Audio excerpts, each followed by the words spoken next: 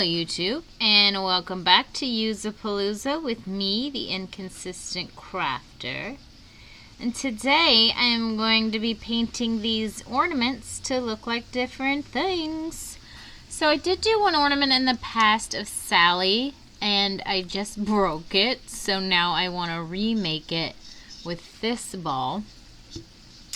And then I have other ideas for these other balls. I'm going to do an Eeyore on the purple one, and I'm going to do a Zarya from Overwatch, I think, on the pink one. Anyway, I have several ideas, and I don't know which ones I'm going to decide to do. But you know the drill. Enjoy!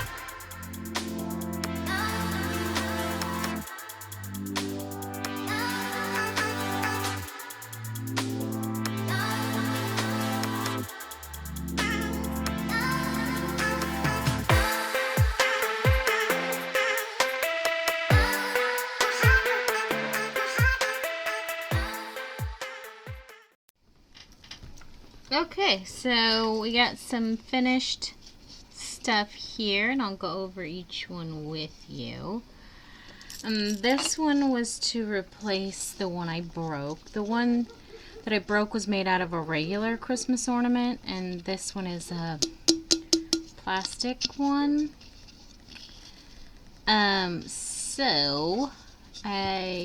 This is Sally from Nightmare Before Christmas. I used the heat gun a little too much right here, so it dented in her face a bit. You can't really see her stitches, but she's got her stitches there and stuff. And then I put this hair on her, because the hair was on the other one that I made. And she had more hair here, but I didn't have enough foam, so I just put the side hairs on. But I think it turned out pretty cute, actually, except for that dent I messed up. So that replaced that. Then I made this one for him. I still have to attach a thing so it can hang. But this is Zarya from Overwatch, if you play Overwatch.